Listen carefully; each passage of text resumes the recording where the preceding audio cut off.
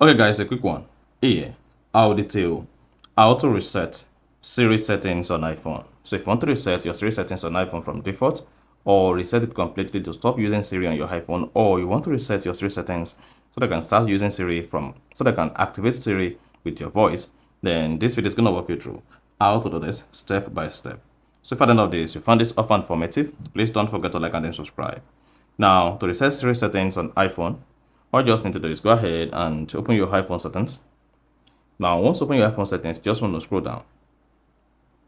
On iOS 18, click on Siri. On iOS 17 or earlier, locate Siri and search and then click on that. Once you selected Siri or Siri and search, you'll be taken to the Siri page. Then, for you to reset Siri settings, that implies that you want to turn off or disable Siri. So just go to talk to Siri or Siri, depending on your iOS. On iOS 18, you should see talk to Siri. On iOS 17 or earlier, then you're going to see Siri. Then click on that and then click on off here to disable Siri. So once you click on off here, then come back to press side button for Siri, disable this. They're going to see what that says turn off Siri. So go ahead and click on that. Once you turn off Siri, hit the back button.